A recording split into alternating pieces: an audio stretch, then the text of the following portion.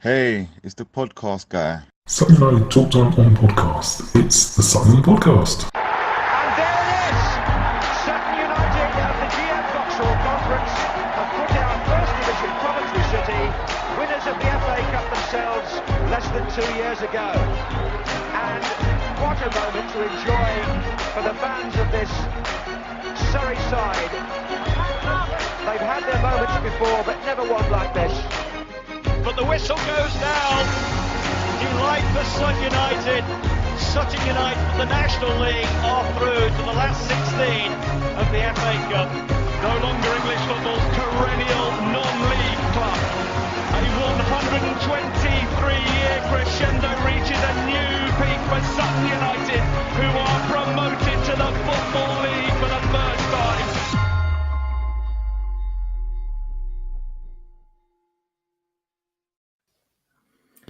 Hello and welcome to another episode of Sutton United Talk Time on Podcast. It's Sutton Podcast. And joining me this evening, it's pitch black out there, so it's tonight. I've got welcome back to David Mears. Hiya, David. How are you? Thank you, Mike. Very good. And Mark Bravery. Hiya, Mark. Evening. Yeah, just about recovered from yesterday's near trauma. Yeah. Good stuff, good stuff. We've also got hanging around a little bit early, we've got Rob and Jim, who are going to pick up a load of pointers to hear about what we're going to do at the weekend. And they're from the Borough Walk podcast, blog, sorry. I'm so used to saying podcast. Hi, Rob. Hi, Jim. You all right? Yeah, very well. How you doing? Good stuff. So firstly, before we start, just come back from the ladies' match where we won 4-1 against the New London Lionesses. We got Darcy scored a great opening goal. Fern scored a goal which I'm fairly sure is quite a rare occurrence. Judging by her celebration. And then Darcy scored another, and Liv scored her usual goal as well to make it 4-0, and then we let one in to make it 4-1. So very Sutton United. They've started to put together a few good results. Younger guys might be interested to know we're away to Bromley next week. So if you want to go and watch the ladies at Bromley, you can sing all your songs to the ladies team. I'm sure they'll be delighted to hear them. We do have to talk about yesterday. Sorry to say, it was a long trip. David, I know you didn't make the trip because you get to watch it on iFollow service. How are you feeling sort of pre-match?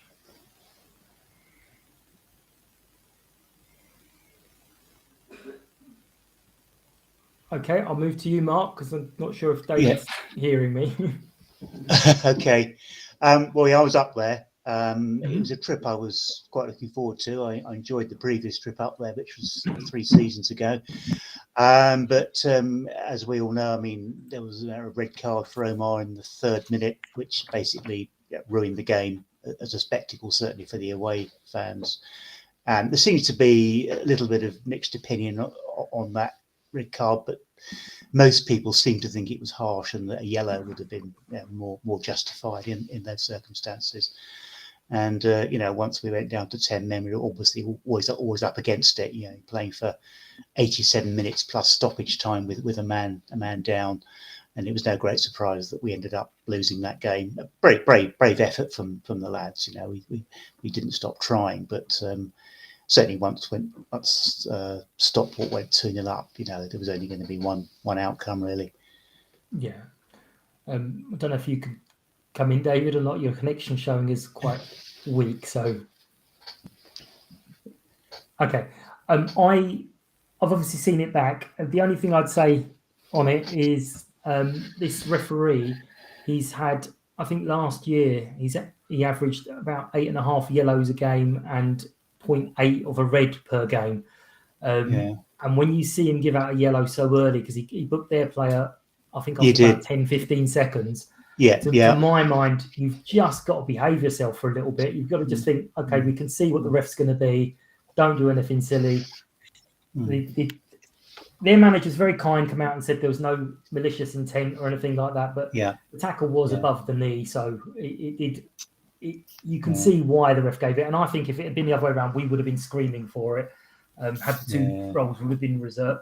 It wasn't really a tackle. I mean, he was just going for a high ball, and he just accidentally caught their player. Admittedly, it was just above the knee, so it was a high boot. So a yellow card would have been entirely warranted.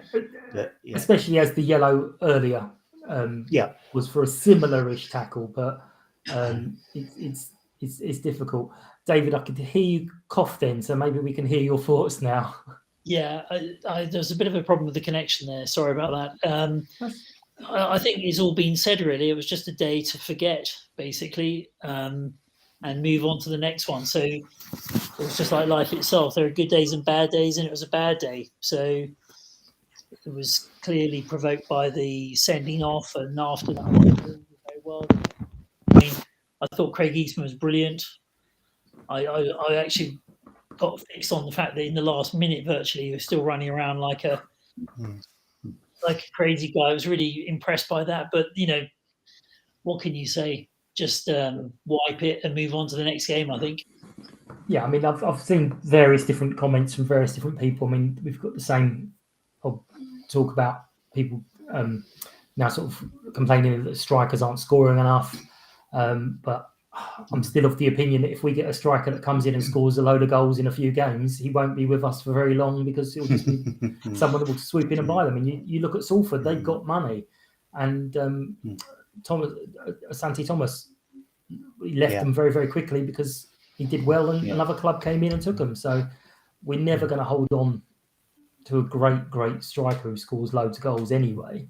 Yeah, I don't know what you guys think, but I think that we've got a little bit of what in the music industry they call it a second album problem, right? Which is you've had your whole life to write your first album, and I think this year it's just there was a lot of momentum to the team coming up from the National League. It was a very, very clear 11, really, or certainly 13 or 14. They've been playing together for quite some time. It was a very established team, and we've lost some key players. There's been some bad injuries, and I don't think these are excuses at all. I think this is just reality, that it's trying to blend in some new players. Some are fitting in probably better than others.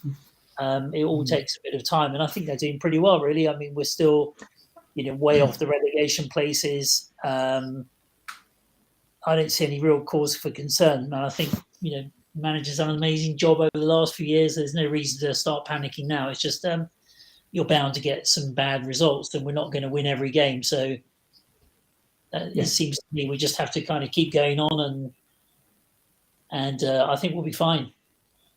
Yeah, I mean, it probably didn't help last season. We did so well. If anything, we've massively overachieved last season. Yeah, a little bit. Had we done this last season, people's expectations would have been a little bit tempered. And now we're being a bit more realistic with what's going on. I think people go, well, we're not doing as well as last season. No, we were never going to do as well as last season. Yeah, I think last season was a kind of quite a remarkable season, really, and we can name names, but we've lost some pretty important players. So Ben Goodliffe and David Ajiboye and Richie Bennett. So these were all important players in the team. They weren't peripheral players, and that makes a big difference. And I think the people coming in are doing absolutely fine, but it's not the same. It takes a bit of time to get that level of consistency and the understanding and the team pattern and all of that. So I don't know, am I in a minority of one here? That's kind of how I see it. Well, yeah, I mean, you've also got the fact that we've had to play Adam for the last several games. He's moved up from Conference South a few weeks ago because we've got no Ali and no Harry in the middle. Any team's going to miss either one of them, but we're missing both of them, so it's a bit difficult. But I mean, we didn't have an awful lot to show. Donny did a lonely plough up front. He did get joined late on, which I'll be honest, the substitutions, I wasn't sure why we were going for it. Maybe Matt thought we could nick a point at that stage. Lewis palmed, it seems, for the goal. Again, I don't like doing this, but again, he made a save and it landed right at their players' feet. And it's like, how does this keep happening? How? And again, a player that a guy in form, I think he scored 5 in the last 6 or 6 in the last 5 or something. You just don't want that kind of player getting the ball at his feet 2 yards out from goal, do you? Yeah. To be fair to Lewis, there was an earlier incident where I think the ball bounced off his chest and rebounded to another Stockport player who shot, and Lewis made a second save, made effectively a double save. But obviously, that he wasn't so successful with the goal you just described a bit later in the match. Yeah. The third goal though, that was a bit of a special one. I know we were dead on our feet and pushing. Why we were pushing forward, I don't know. But their third goal, I was convinced when I first saw it. I was like, how did that even get in? I'm sure that went hit side netting. But how did that look on the iFollow? I was just going to pick up on what you said about the substitutions, Mike, there for a moment, which is that I don't have the footballing brain that our manager has, but it just struck me that really it was just making sure that we rested some players and we got some other guys on to have a run and see what they could do. And maybe if there was a little goal that could have been nicked, maybe that would have just reignited the fixture, but it didn't happen. So, yeah, I think when the second goal went in, Matt thought the manager would just go for it. So he moved briefly to 3 at the back. He moved Rob Milsom into midfield. Took off, I think it was Adam. Adam came off, but I think he just had a knock. He may have done. I think that may have been influenced. I didn't know that may have influenced Matt's decision. He also brought on Tope alongside Donovan. So we played with 2 up front for a while, 3 at the back. But that obviously helped for them to get their third goal. And once they went 3-0 up, Matt went back to 4 at the back. He brought Sam Hart on, took off Will Randall, I think. So we only played that kind of rather risky attacking formation for maybe sort of 10, 15 minutes. Yeah, I think it was Adam had a knock, and obviously, as mentioned, we've got no midfield, so Matt got out the bubble wrap and just was like, right, bring him off. We don't care who goes on. Surprised we didn't get Dundo on again. But you guys, you have got the difficult job of picking between you 4 players for the player of the day. So I'll be coming to you in a couple of seconds. David, I'll start with you, but here it is. Watch me do my dance. I'm the player of the day. So here we go. Okay, does it have to be 4, Mike? We're going to do 4 between the 2 of you. Oh, okay. So I'm going to take. Can I take Craig, please? You gave Craig for your first one. No worries. Yeah, I thought he was. He went all the way to the end. Had a not a very nice injury a week or so before. Came back strongly. Very impressive. Yeah, absolutely. Mark, who's your first choice? Well, I'll go for Donovan because I think he had about our only shot on target during the match, and he did bring a save from the homekeeper. Yeah. And he was playing alone far up front for most of the game, and I think he deserves to be in the hat there. I'll try and spell his name right this week because I was writing Donny last week and I just did D-O-double-N and I was like, oh man. And David, your second choice. Yeah, Josh. Josh? Yeah. On the basis that I thought that he had 2 or 3 in the first half, he had 2 or 3 good running forays into the opposition half. And I thought that was where we were most likely to make something happen. But it became more and more difficult, I think, as the game went on. But he had a go. So that's got to be a good thing, right?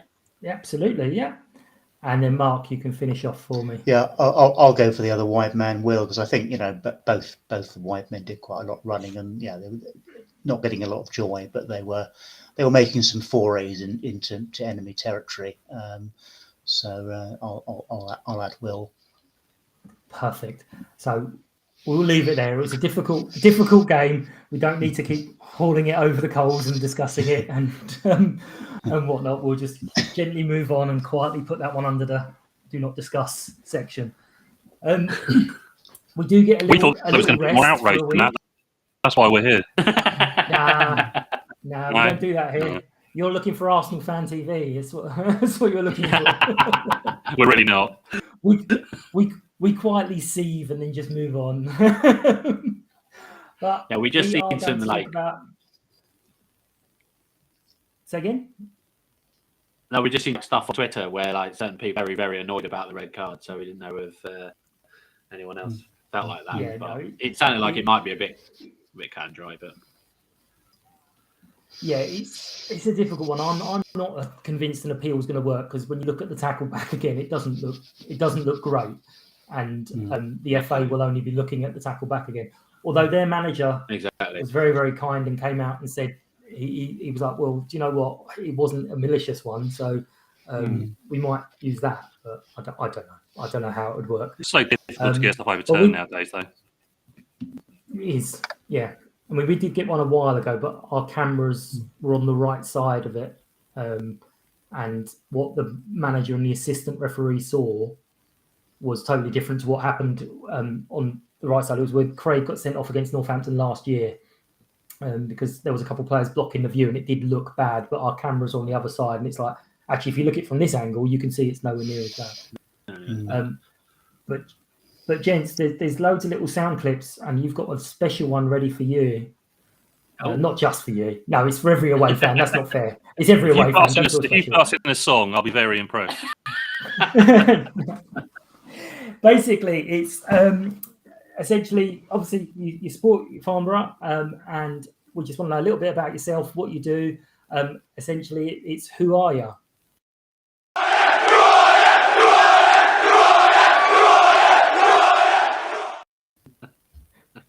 It fits everyone. It's everyone. Well, yeah, we're the Borough Walk. I kind of set up the Twitter handle basically November 2016, just as I started going back. Like, well, I was a bit of a lapsed Farmer fan for a little while, obviously following, but didn't go as often. But then we started to go like quite from like just as we got relegated. We were the opposite of Glory Boys. We'd gone to Southern Division 1, so we were the opposite of being Glory Boys. We decided to pick it up when we were terrible. And but yeah, I thought it might be a bit of fun. We used to call it when we were younger, like teenagers. We used to walk to the ground, and we used to call that the Borough Walk. So we just kind of used that as a bit of an. Well, that's not strictly true. The Borough Walk happened when we would walk. The best part of the Borough Walk was that we go to the McDonald's drive-thru after the game. Yeah. Forgive us, we were only young. But we go to McDonald's, get our meals, whatever they were, and then put the brown paper bags on our heads, put eye holes in and walk down. Sounds a bit silly now, but one of those things I did with you. Yeah. You had to be there. When we were 26, yeah. Obviously, when we were about 12, 13, yeah. We both started watching Farnborough early 90s. 91 was my first game. And mine was 92. So we've been on off since that time. 30 years. We, as Jim said, we got much more into it in 2016. I was very ill in 2015. I had cancer, which thankfully I'm all good now. And we kind of just wanted something that we could settle into because we both kind of settled living locally, just down the road from each other. And I've got one of my young sons wanted to go along, so we picked it up again regularly. And as Jim said, it's just that happened to be that season when we started on our upward spiral. Yeah. From the, I probably shouldn't swear in here, should I? From the spiral of despair that we had leading up to 2016. And just we started the blog. We did match reports for a good year and a half. But we're inherently quite lazy, and now it's just a lot of kind of stupid, self-deprecating fun. Really, just trying to put a bit of light into the whole non-league football thing and gauge opinions on the teams we're playing and all that stuff. Yeah, just being able to laugh at yourself because everyone's too flipping angry all the time now. Yeah, there's a big hole in the market because obviously we're not non-league anymore. We're big time, and the Gandemonian boys aren't there anymore to. Yeah. Well, I guess. Well, you guys are the kind of poster boys, aren't you? Obviously, Farnborough and Sutton have been kind of jousting at a similar level for ages, much as I can remember. So, yeah. All of a sudden, you don't worry. Shut up. It's all a bit weird. Don't worry. We don't really know what's going on. I can't imagine it. I can't even fathom what it'd be like to have Farnborough in the Football League. I'd just be very, very insane. Mark's been to all or most of the away games. Wow. Not quite all. Most of them, yeah. And he still isn't quite sure what the hell's going on either. Well, still sometimes I look at the league tables in the paper on a Monday morning. I go, oh well, Sutton are in there, League Two. That can't be right. It just seems odd seeing us in there, you know.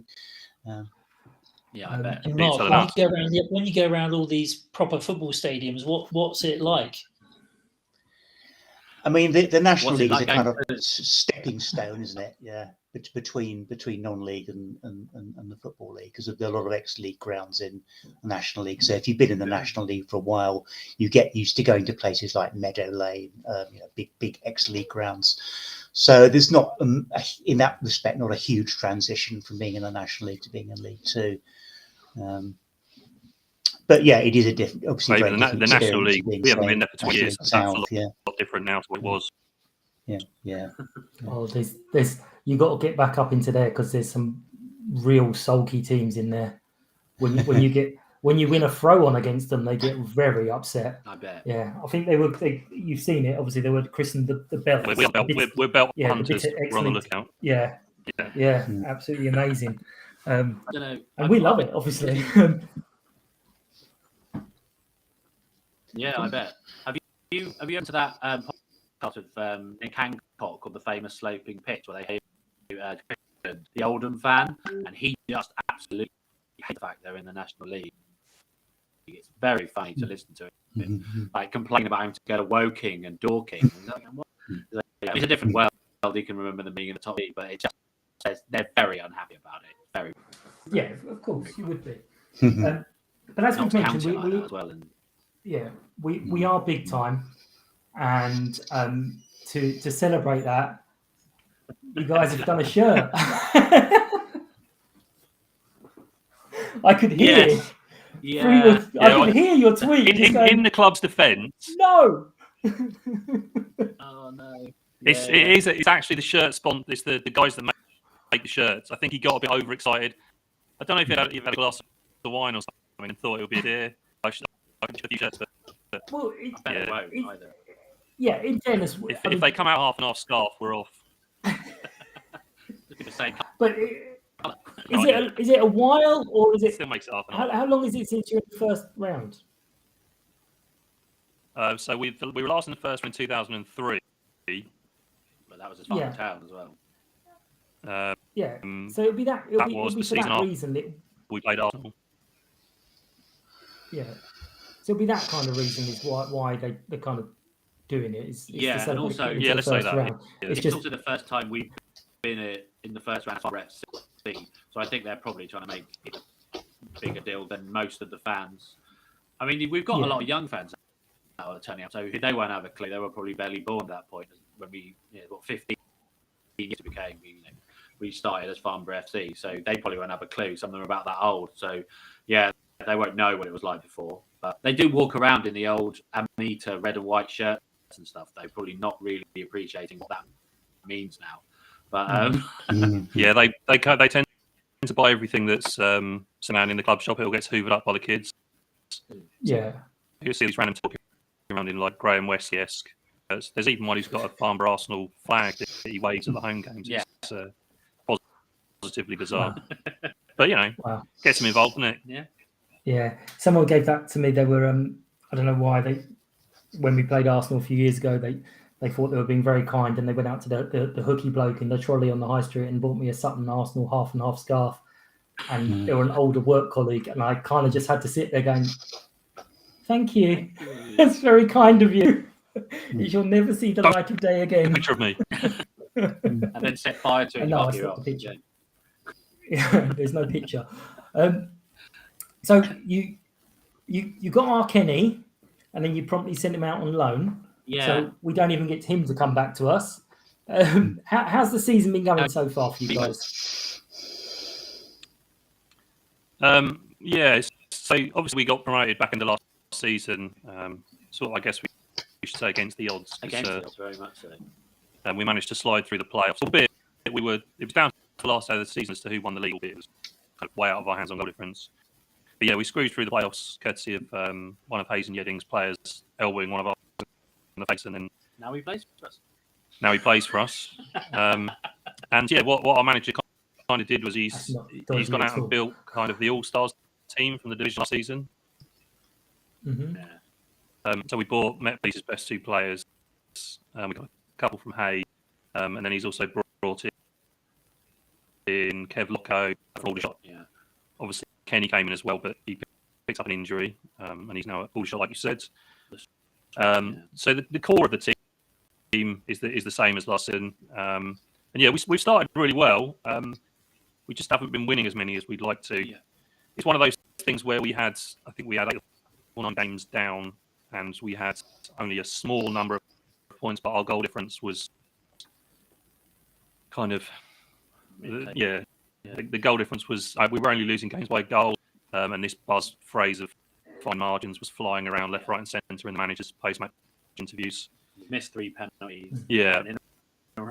So we were really close, and yeah, we've had a tough set of games as well. So if you look at our league now, we've played most of the top sides. Haven't. Yeah. So the fixtures are starting to calm down a bit, and we're now stringing results together. So touch wood, that continue. I think how many unbeaten are we? 6 or 7 or something. 7. We was whole of August. Whole of October was unbeaten, and then obviously we won yesterday. So for our second straight victory. That sounds. The first time we've won 2. And we've been better away than at home. Yeah, we have. It sounds like just what we want, doesn't it, David? It's just the team that's flying, got nothing to lose. We just had our striker sent off. The team that's ready for its first defeat in a while, So who should, from a Sutton perspective, which of your players should we be most worried about? Who are your form players? Probably Reggie Young. He's very fast, very near to play for Woking. You may have come across him the last season. I don't know. You're in the conference. Marty's the guys on loan from Aldershot. Kenny Davis has gone the other way, and he was the one who elbowed our defender in the face and got sent off. So we won the playoffs. He's been starting really well. He's more of a winger than a striker. But our striker that we've got, Casimiro, he's now sort of picking up. He's got a few, but he was like the least likely to be starting. He came from like the league below we were last season, so he was from Div 1. But he's scored about 5 or 6 now, hasn't he? He's been picking up. And for me, Kev Locko at the back, he's an absolute rock. You can tell he's got higher level experience. He played league too, hasn't he? So. And our defence is just playing really well at the moment. Touch wood. Yeah, and I'll keep us pretty much. Complain about it. It's quite weird. If we'd have done this a couple of years ago, this would have been a very, very different talk. Yeah, because you named about 11 players in that. Who should we be worried about? That's what I'm saying. The team's been playing really well. We haven't had a weak link in the. So when we've been losing games, it's been very annoying that we've lost it. It's been no one's fault. I mean, one of them was an own goal for us to lose, but that wasn't really his fault. It was just.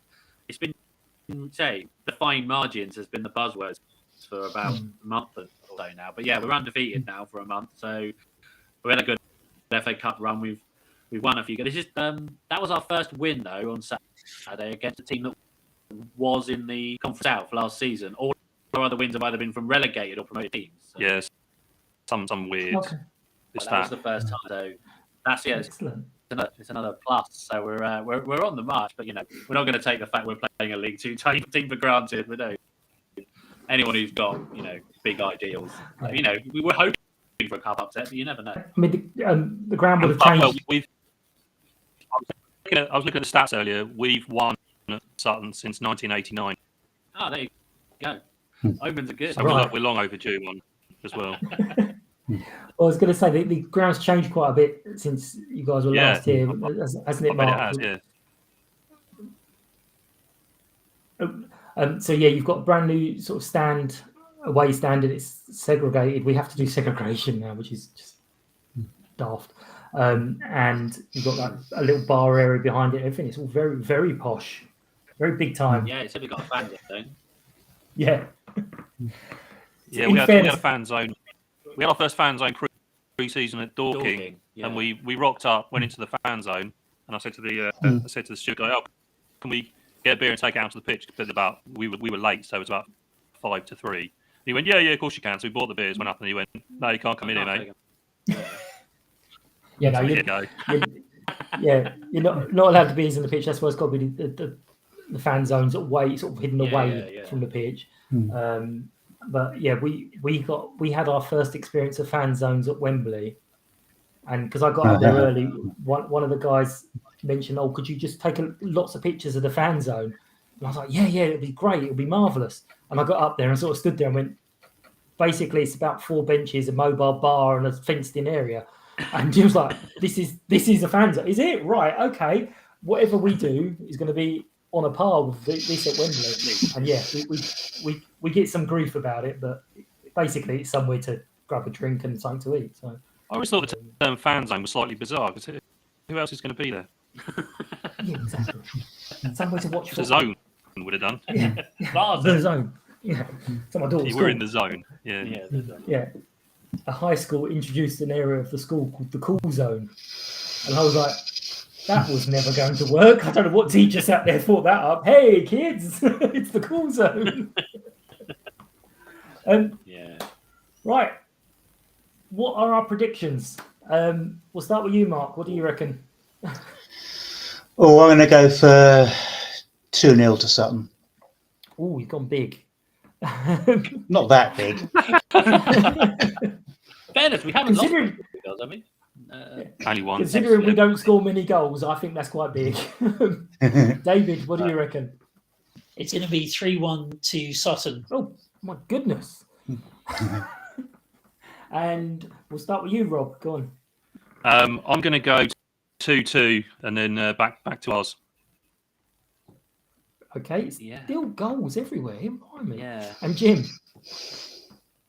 I mean, I want to get a draw and come back to ours, and we're very stingy, but I'm worried about scoring against the League Two team, so I'm going to go 0-0 back to us. 0-0, right? That's far more realistic.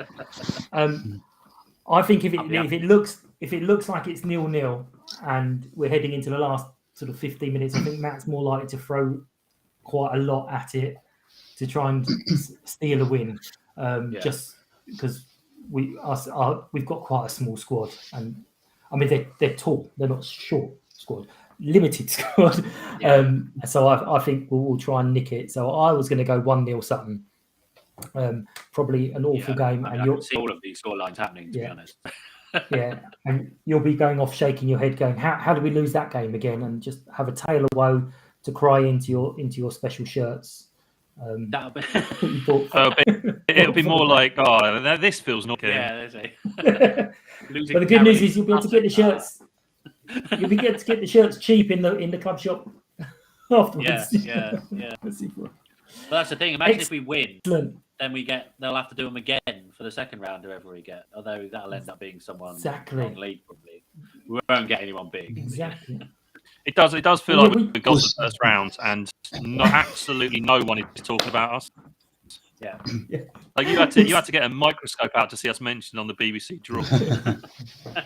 Did you see Kevin Phillips' face when the team that he managed got into the first round? And it's like, "You hoping for a big club?" Yeah. And they're at home, and he's like, yeah. And it's for a screen. He went, "Oh, I'm cameras on me. Yeah, great."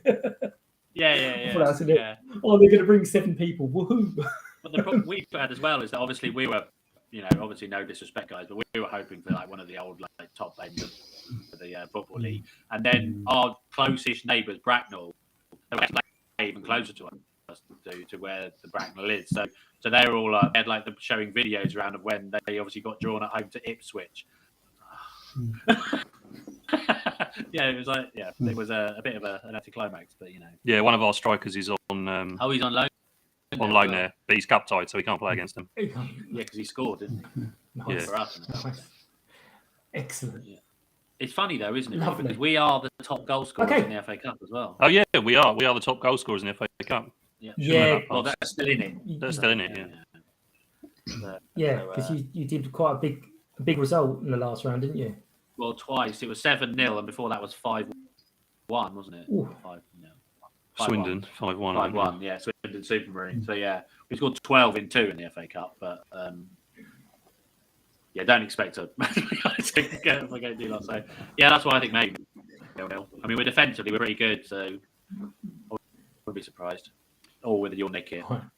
I think we've covered all the bases for cursing it either way now. So yeah, I think we have. We have indeed. Perfect. I will put up there, gents. Thank you all for your time. I'll put this together and I'll tag you all in on the Twitter space, whatever it's called. And good luck for the season. Obviously outside of Saturday, but we'll see you in the fan zone. Exactly. Or the zone. In the zone. The zone. Take care, guys. Thank you. Cheers, Mike. Cheers. Bye. Cheers all. Bye. Cheers, Mark. Bye. Bye.